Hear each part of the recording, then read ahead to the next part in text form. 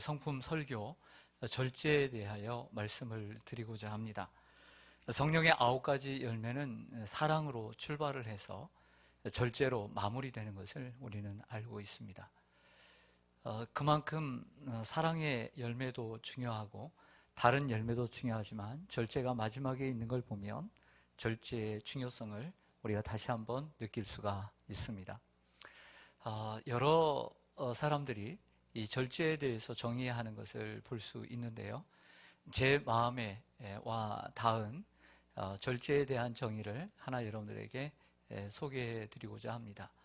서울여자대학교 장경철 교수님이 하신 성품에 대한 정의를 한번 보시기를 바랍니다. 네, 화면으로. 네.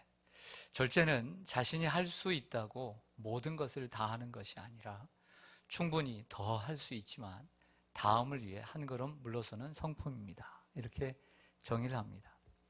우리가 무엇이든 다 할 수 있다라고 생각되어지는 부분이 있어도 그것을 다 하지 않고 또 더 할 수 있지만 다음을 위해서 남겨두는 것이다. 이 정의를 믿음 안에서 좀 더 다르게 표현을 해보면 이런 것이 아닐까 생각합니다. 절제는 내 마음대로 그리고 내 감정대로 내가 정말 하고 싶은 대로 다 하는 것이 아니라 성령의 인도하심 가운데 사는 성품이라고 말할 수가 있습니다. 어떤 분은 화면을 내려주세요. 네. 어떤 분은 절제는 하나님의 성품이 아니다라고 말하는 분들도 있습니다. 그렇게 말하는 학자가 있더라고요. 그런데 제가 개인적으로 경험한 하나님, 그리고 이 성경 속에서 사람들을 만나주신 하나님은 절제가 없는 하나님이 아니심이라고 저는 확신합니다. 하나님은 절제의 성품을 가지고 계십니다. 하나님은 무엇이든 다 하실 수 있는 분이십니다. 능력이 한이 없고 명철이 한이 없으시지요. 우리를 위해 부어줄 수 있는 사랑과 또 시간과 관심도 한이 없으십니다. 하지만 하나님은 한꺼번에 모든 사랑을 부어주시지 않습니다. 여러분, 사랑에도 절제가 필요하다는 것 아십니까? 내가 내 자식에게 뭐든 다 주고 싶죠. 지금 다 주고 싶죠. 그게 사랑이 아니라는 것입니다. 사랑은 절제가 필요합니다.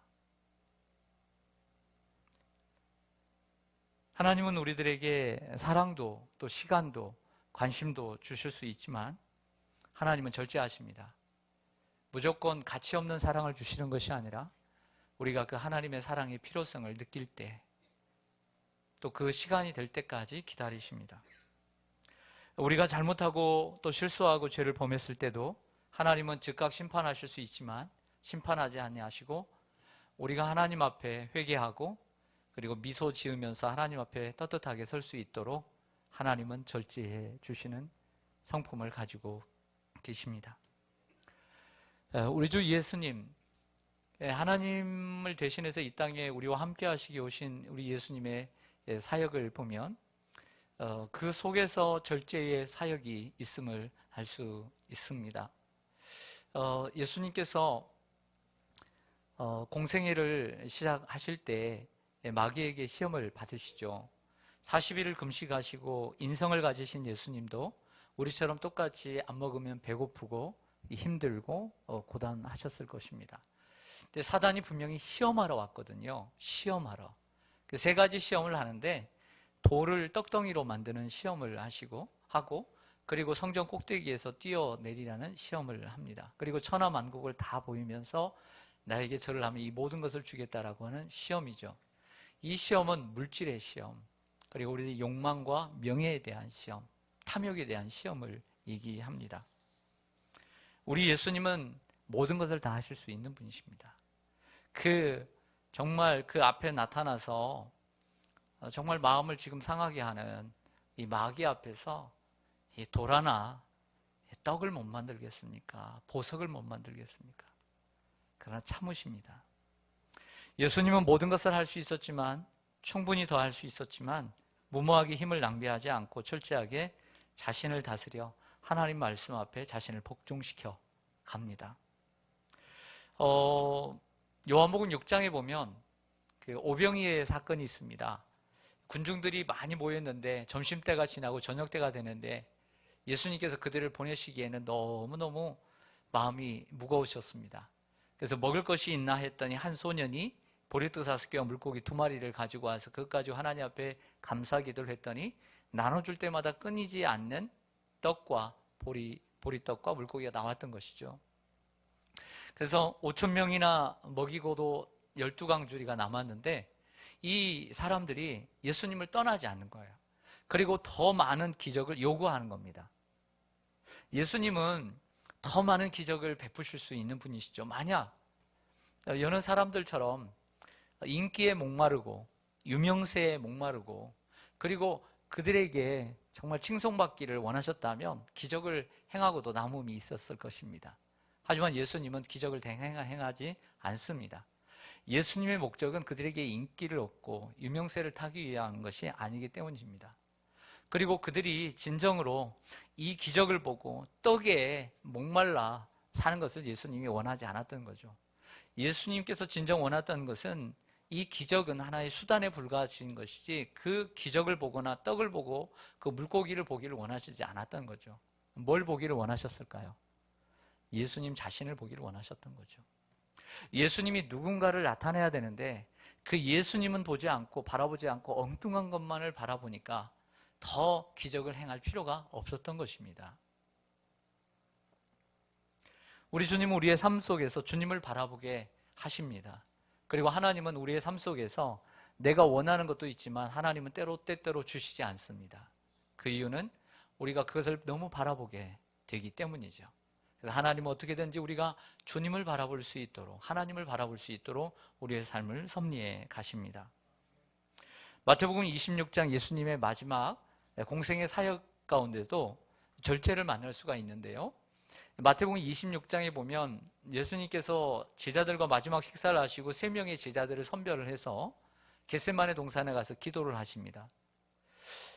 가룟 유다가 예수님을 팔기 위해서 은 30냥을 받고 가서 대제사장이 보낸 큰 무리들과 함께 옵니다. 그 큰 무리들이 칼과 몽치를 가지고 왔다고 했습니다.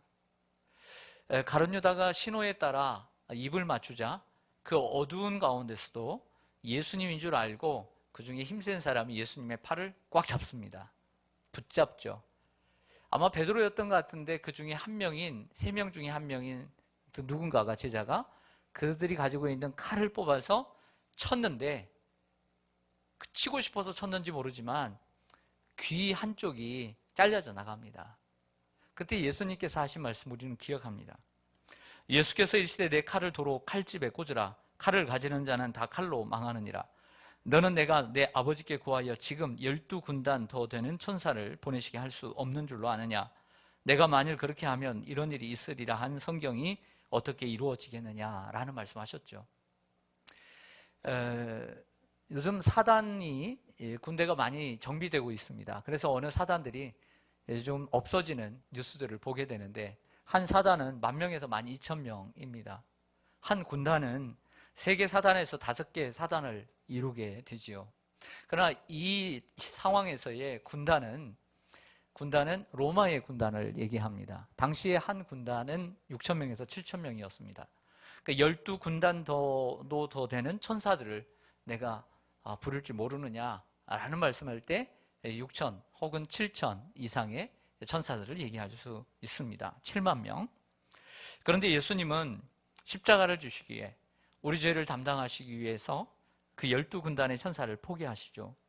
사람들의 수모와 수치를 개의치 아니하시고 그 십자가를 지기 위해 절제를 선택하십니다. 결국 예수님의 삶 속에 절제가 묻어 있고 절제를 통해 예수님은 일하셨음을 알 수 있습니다. 우리가 주님의 사역을 할 때에도 절제가 필요합니다.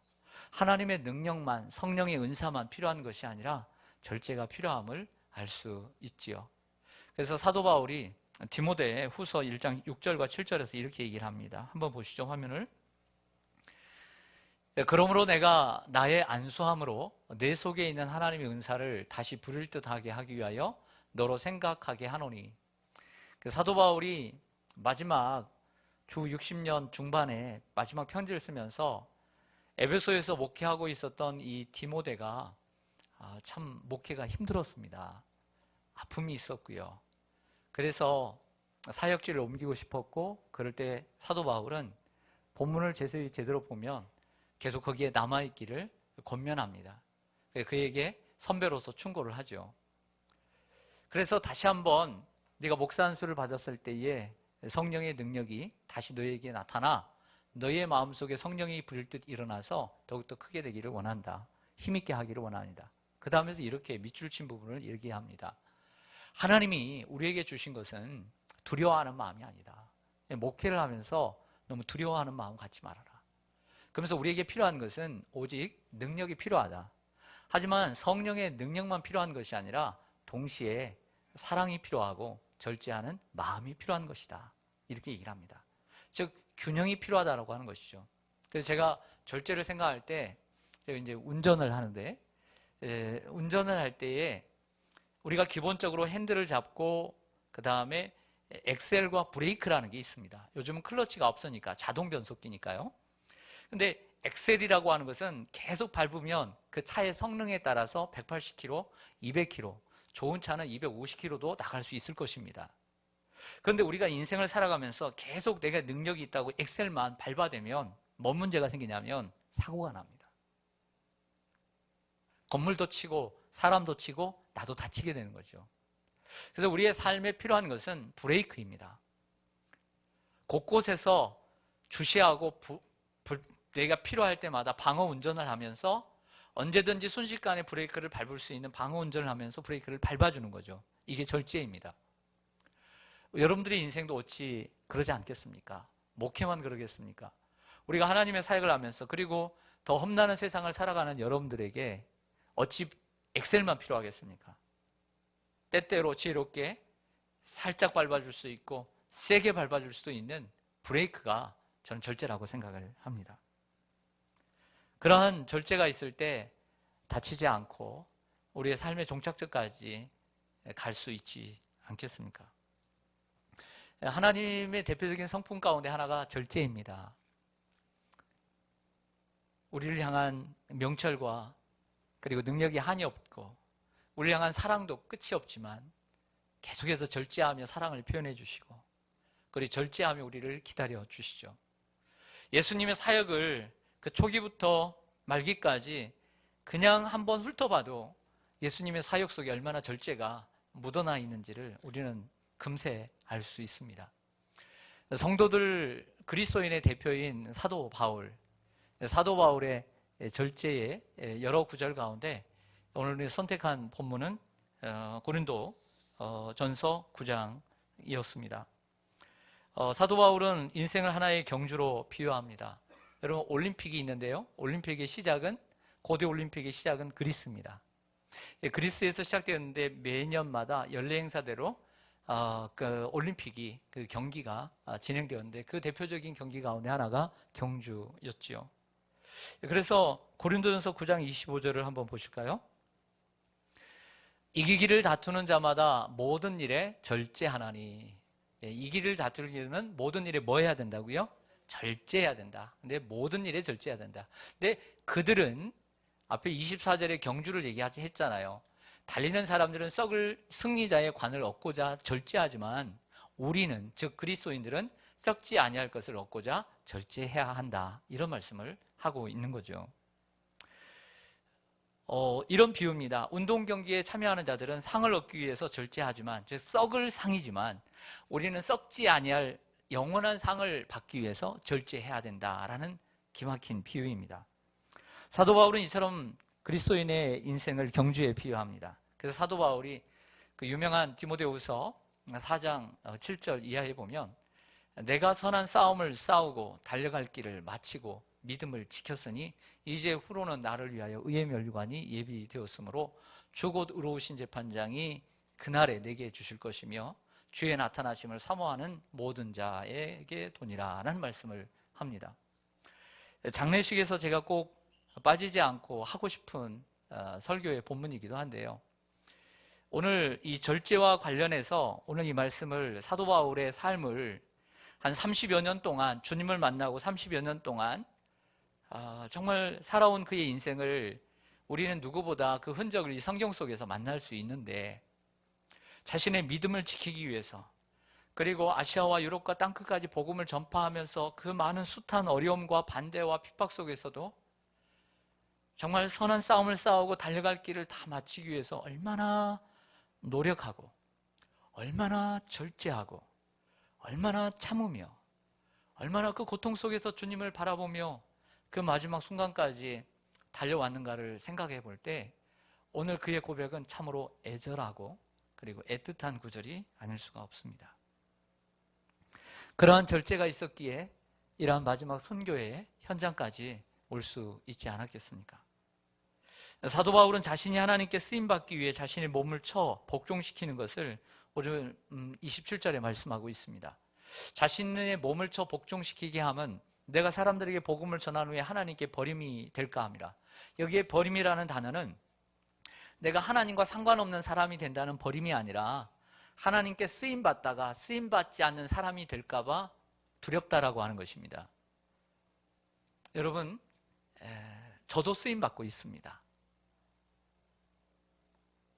젊어서 쓰임받고 있지만 젊다고 해서 다 쓰임받는 것은 아닌 것 같습니다. 사도 바울의 얘기는 하나님께서 우리에게 주신 이 자격을 계속 유지하는 것은 하나님의 은혜이기도 하지만 사도 바울이 자신을 쳐 복종시켰기 때문인 거죠. 절제의 삶을 계속해서 살았기 때문에 하나님이 놓지 않으시고 사울을 사용하시다가 사울을 버린 것처럼 절제의 삶을 사는 동안에 하나님이 그를 귀히 여기시고 계속 사용해 가시는 것을 버림을 받지 않는다라고 얘기하는 것입니다.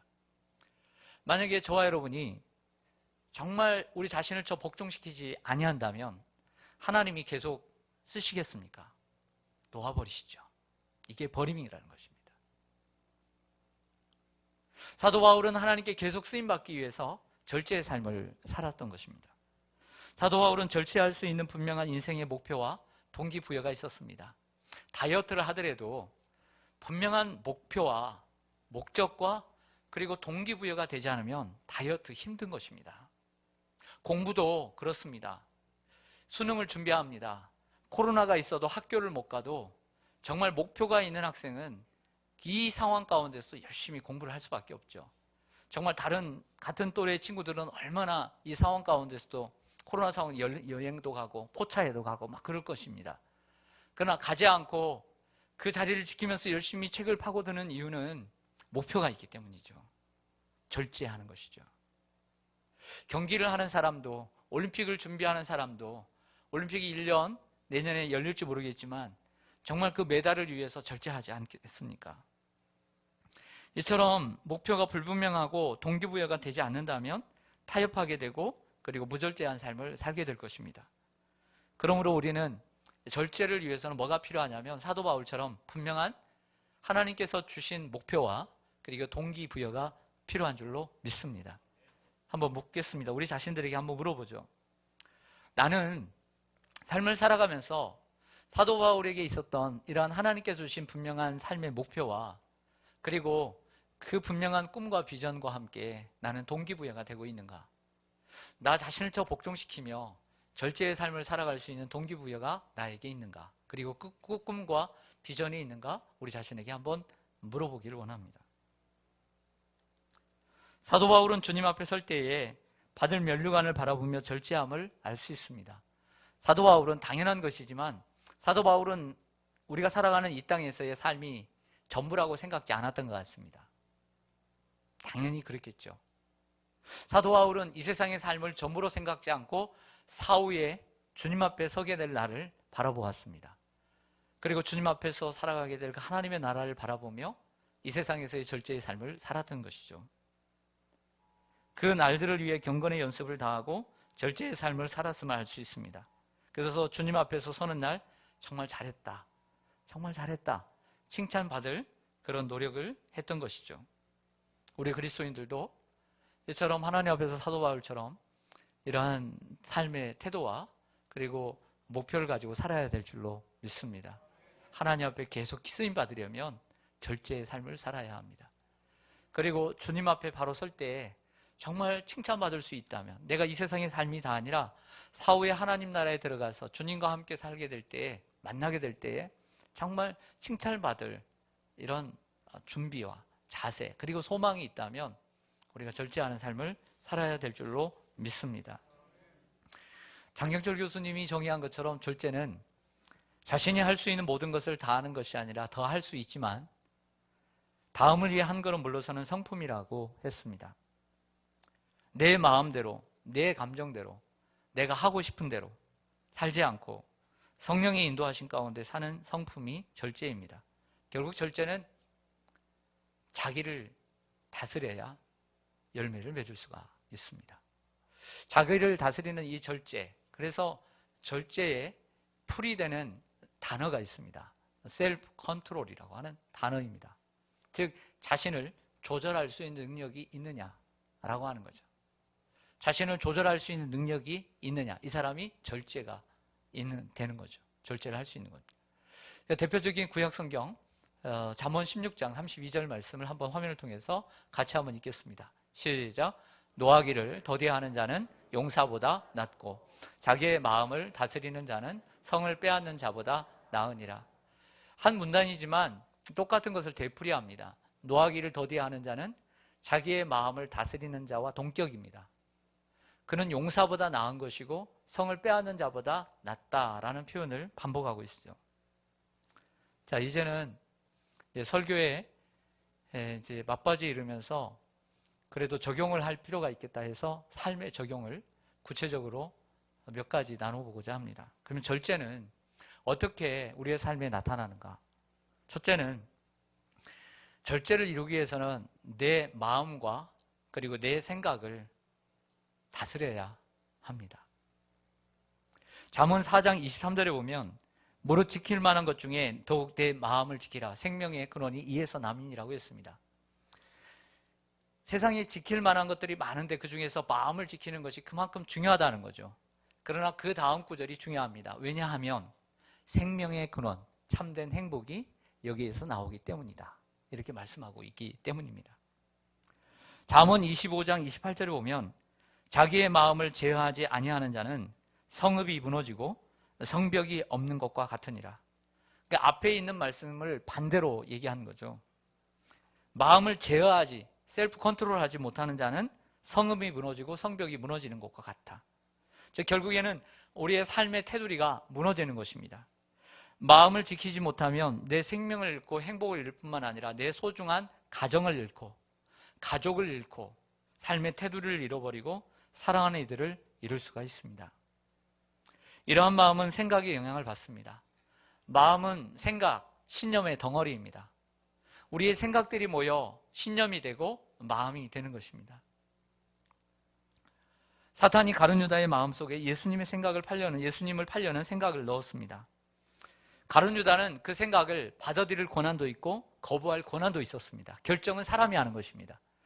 어떤 상황이 딱 닥치면, 어떤 문제가, 어떤 삶의 폭탄이 딱 떨어지면, 어떤 문제가 딱 일어나면 우리는 생각이 탁탁탁탁 납니다. 어떻게 할까? 어떻게 할까? 어떻게 할까? 오늘 예배 시간에 졸까? 잘까? 이런 생각을 하죠. 들을까 말까? 오늘 이 말씀을 정말 기쁘게 들을까? 삐딱하게 들을까? 마귀가 생각을 집어넣는 거죠. 그러면 거기서 판단은, 선택은 여러분들이 하는 거예요. 지금 얘기하자면 졸까 말까? 그냥 눈 감고 있을까 말까? 저 말씀 맨날 듣는 말씀인데 10년 넘게 들었는데 오늘 이 말씀 들어봤자 아무 소용없지. 이렇게 마귀가 주는 생각, 어떤 생각일 때 선택권은 여러분들이 있는 거예요. 마음대로 하십시오. 하지만 여러분들이 어떤 생각을 내 것으로 취하느냐에 따라서 여러분들의 인생과 미래가 달라진다는 것이죠. 과거에 대해서, 지나온 삶에 대해서 고마움을 느낀다면 그런 사람을 감사의 사람이라고 얘기를 하는 거예요. 미래에 대해서 소망을 가지고 살아가는 사람을 믿음의 사람이라고 얘기하는 거예요. 여호수아와 갈렙처럼. 이를 위해 생각에 대한 선택이 필요합니다. 생각을 선택하는 것이 우리의 미래를 선택하는 것이죠. 그래서 먼저는 내가 지금 떠오르는 이 몇 가지의 생각들이 크게 생각되어지는 생각이 육의 생각인지 영의 생각인지를 먼저 분별하는 분별력이 필요합니다. 그 분별을 통해서 채를 쳐서 내 것으로 가져와야 되는 것이죠. 너무 큰 생각이 있다 하더라도 안 가져오면 좋지만 큰 생각을 그대로 가져오게 되면 큰 데미지를 입습니다. 그러므로 그 생각들을 때로는 잘게 쪼개는 것도 필요합니다.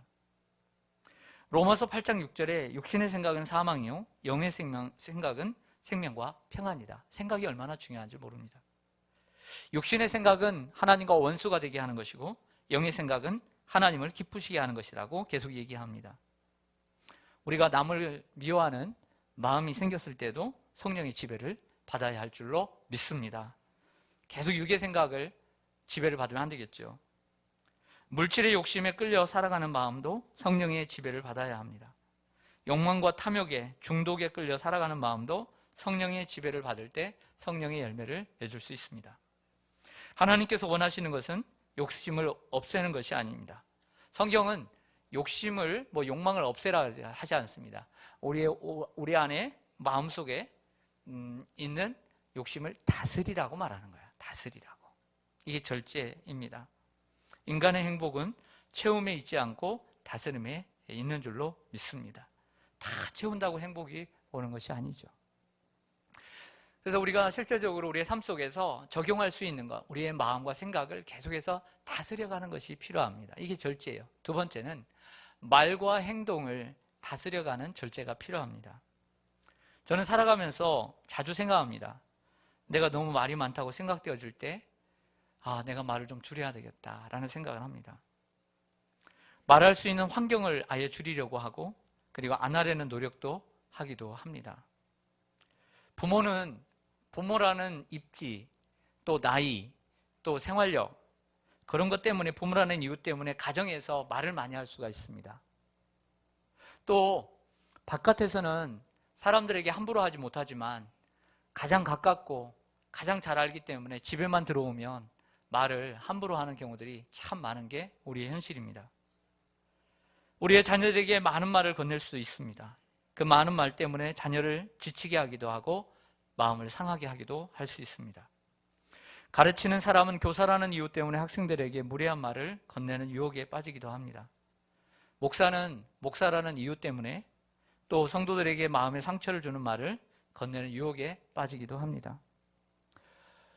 공직자나 아니면 회사에서도 높은 지위에 있는 사람은 당연히 할 말은 해야 됩니다. 하지만 그 주위에 있는 사람이 아랫사람에게 해야 되는, 하지 말아야 되는 말을 하고 싶은 유혹이 생기기도 하죠.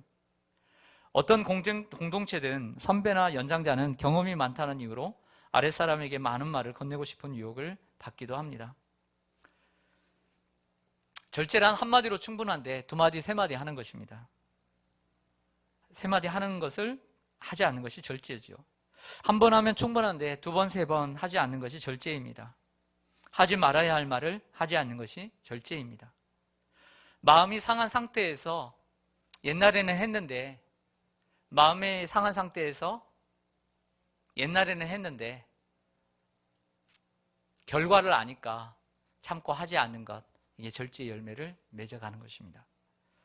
악한 마음으로 말하는 것은 결코 좋지 않다라는 것을 알기에 절제하는 것이죠.